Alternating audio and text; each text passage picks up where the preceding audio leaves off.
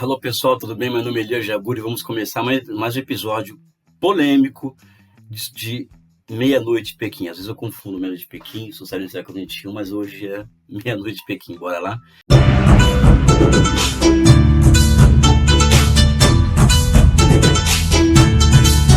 Também dentro daquele esquema das enquetes, as pessoas elas já vêm nos pressionando há algum tempo para tratar desse tema explosivo.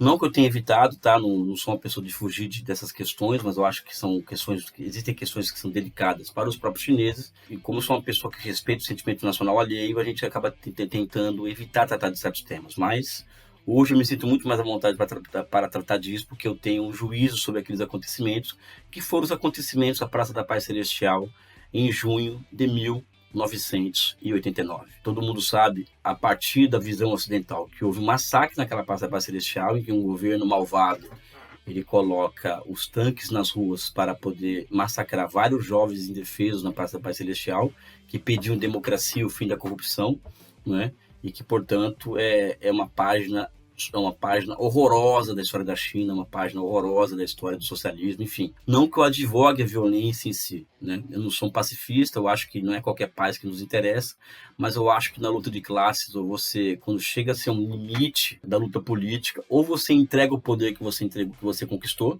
via um processo revolucionário, ou você vai lutar por ele.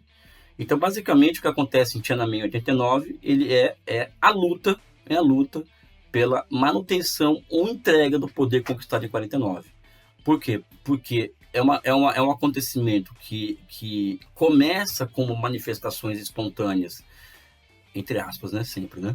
Manifestações que buscam, por exemplo, enfrentar questões que são candentes da primeira fase das reformas econômicas chinesas, né? Aqueles primeiros 10 anos dos chineses, eles tiveram acesso a muitos meios de consumo, existiu um aumento explosivo do consumo, né? E com isso veio um aumento da inflação.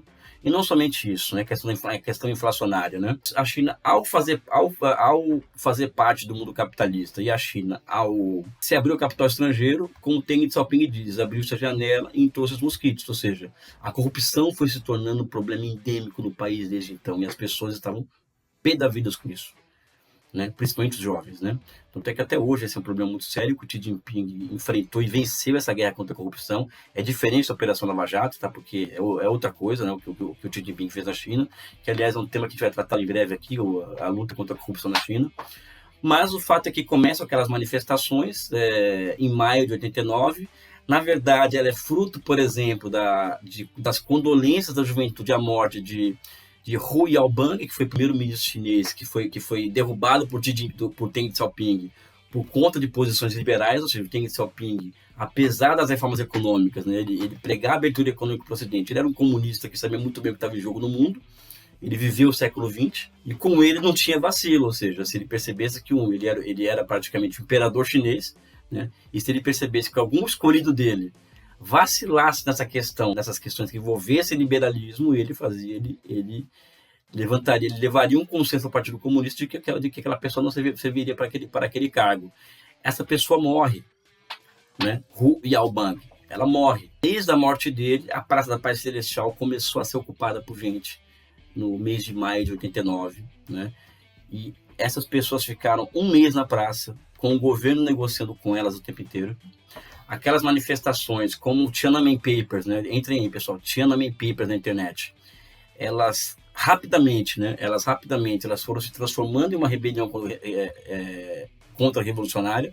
Tiananmen Papers é uma série da CIA sobre aqueles acontecimentos, né? Tanto é que nunca houve na história da China o desembarque de tantos diplomatas norte-americanos no mesmo dia da China, no mesmo dia no país.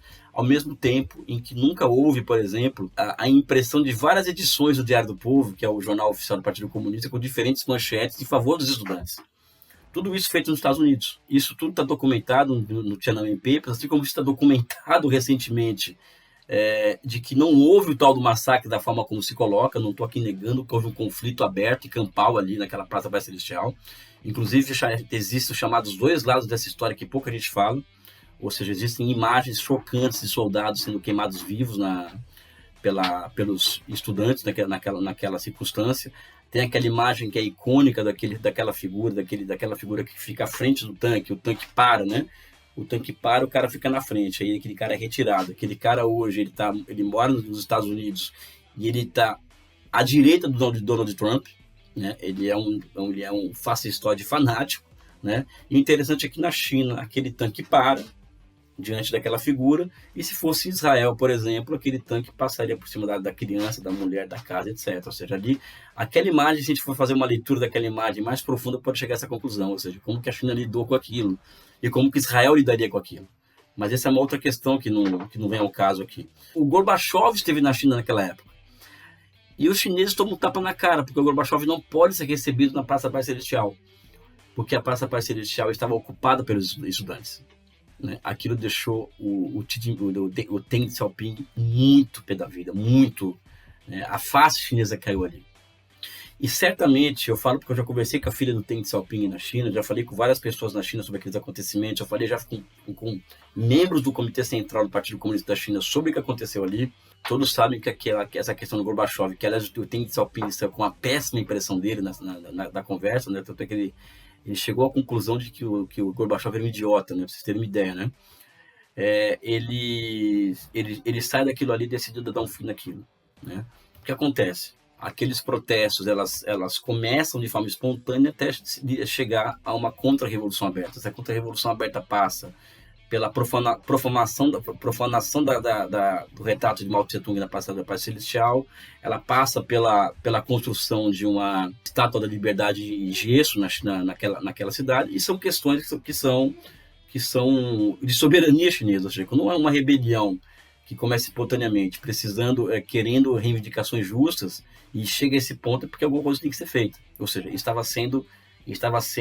o poder político chinês estava sendo desafiado abertamente. Por outro lado, o que as pessoas também não veem quando observam aquilo é o big picture, ou seja, o mundo estava em processo de contra-revolução. E se as pessoas acharem, como Deng Xiaoping faz, um discurso histórico que ele faz depois daqueles acontecimentos, né? É um discurso que sempre falo para as pessoas lerem, né? Ele fala, os ventos da contra-revolução mundial chegaram à China. Isso aconteceria independente da vontade nossa, iria acontecer. Existiam as condições objetivas para isso, ou seja, inflação, corrupção, as primeiras grandes contradições das reformas econômicas, existia essa questão, ao mesmo tempo que existia uma questão internacional. Internamente, pessoal, aí já é nem off que eu vou falar, estou falando para várias pessoas, né? Um membro do Comitê Central do Partido Comunista da China, que estava lá dentro do Grande Salão do Povo durante aqueles acontecimentos, ele me confidenciou algo que é interessante. O Deng Xiaoping, desde o começo daquilo, ele não tinha maioria no Comitê Central para promulgar a lei marcial. O que é a lei marcial? É falar para as pessoas saírem da praça, caso elas não saíssem, o exército entraria na praça.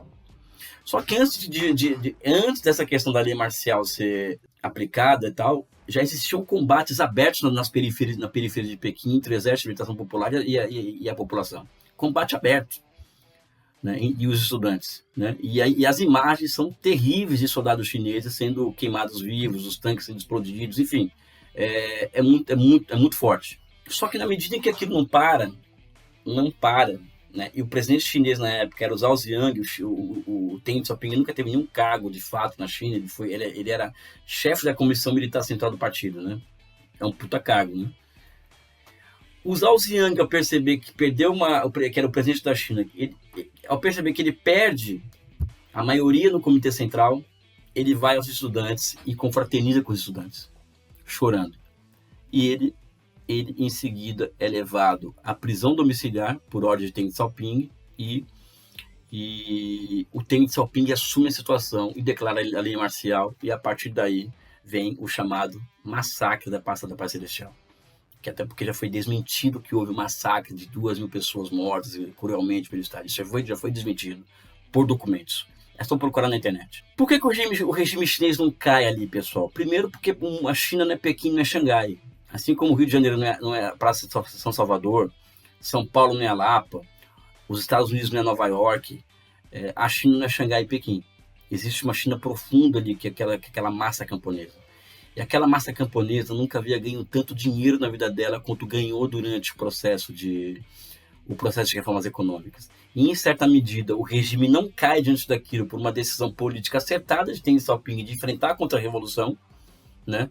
Ao mesmo tempo em que a base camponesa que sustentou todos os governos chineses, desde as dinastias, das primeiras dinastias até hoje, ela ficou ao lado do Partido Comunista da China. Esse é o principal, vamos dizer assim, fator objetivo que explica as razões do governo chinês não ter caído naquele momento, né? Ainda bem. E ao final das contas, pessoal, várias daquelas demandas estudantis daquela época foram atendidas, né? Democracia, no sentido chinês da palavra, luta contra a corrupção, luta contra o privilégio, ou seja, várias pautas foram atendidas. Inclusive, um dos líderes daquela rebelião ele é o editor do Global Times. O Global Times é o principal jornal chinês para o exterior, né? Um jornal bem oficial, inclusive, né?